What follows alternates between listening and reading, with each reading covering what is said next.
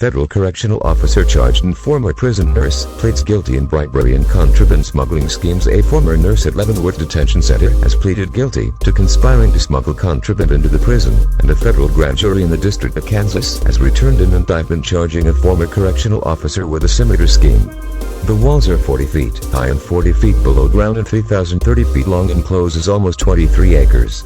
This prison was the largest maximum security prison in the United States until 2005, when it was downgraded to medium security, housing approximately 1,670 inmates. This magnificent structure can be viewed and photographed only from a distance, across the street, south side of Metropolitan. Bring picture of conditions inside the prison, including prison doors that don't lock and multiple incidents of stabbings this year alone.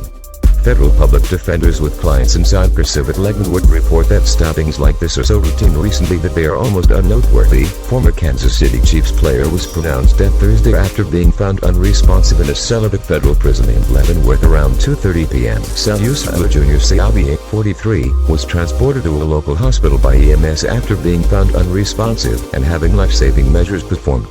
He was pronounced dead by hospital staff, according to a release from the U.S. Department of Justice. Seabier played for the Chiefs from 2004 to 2005. He was released in training camp in 2006 and needed surgery on his knee. He returned to the NFL with Dallas in 2008-09 and Seattle in 2010, when a bruised spinal cord ended his career. He was arrested for the firearms charges in 2019. A former corrections officer for the privately run federal prison in Leavenworth is accused of participating in a criminal conspiracy that allegedly involved smuggling cell phones into the prison that were later sold to prisoners. Series of violent incidents at a private prison in Leavenworth have prompted civil liberties advocates in Kansas to urge President Joe Biden's administration to ensure the prison closes by the end of the year.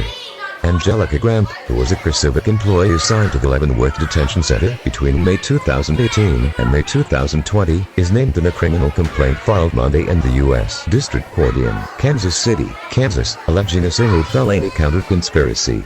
Prison this year has had several serious incidents, the letter said. In February, a resident was beaten and suffered life-threatening injuries. At least 7 people were stabbed in May and June, and there were also 2 suicides during the spring. Another detainee was sexually assaulted by an employee in May, the letter said. Last month, a man was beaten by another resident and died. Letter also said staff had locked people, including a man who uses a wheelchair, in showers with running water as a form of punishment. Operated by private prison company CRCIV, has been the site of 2 suicides and at least 10 severe beatings and stabbings this year, according to attorneys representing inmates there. Leavenworth has abdicated its constitutional responsibility to keep people safe, and it has proven itself incapable of running its facility in a way that protects the life and health of those who live and work there, the letter read. Dangerous understaffing, pervasive drugs and a stockpile of weapons have transformed a private detention center in Kansas into a hellhole where violence is routine and inmates are still on lockdown after one was beaten to death this summer. The 34-year-old was convicted of 2 counts of murder and 1 count of attempted murder in August 2013. He is serving a 19-year sentence at Leavenworth when accused of abducting his 2 daughters from a Kansas home where their 2 brothers were killed. Has been going through a divorce with the children's mother, authorities said Monday. Major James Shirley, of the Leavenworth County Sheriff's Department, said 40-year-old Donnie Jackson and his wife are estranged and that he had on-again, off-again access to the children. The Leavenworth Detention Center, a trial lockup run by the nation's largest private prison operator, CRCIV, has been the site of 2 suicides and at least 10 severe beatings and stabbings. Ex-Army soldier in Leavenworth Prison asks Kansas judge to vacate murder conviction. Kevin Strickland, 62, has spent the last 40-plus years in prison for a 1,978 triple murder he says he did not commit. His lawyers, local prosecutors and Kansas City officials have urged he be released, but the Missouri Attorney General's office maintains he's guilty. Kevin Strickland managed to smile while talking to the media after his November 23 release from prison. A judge granted the Jackson County prosecutor's motion to exonerate Strickland in a 1,978 triple murder and ordered his immediate release.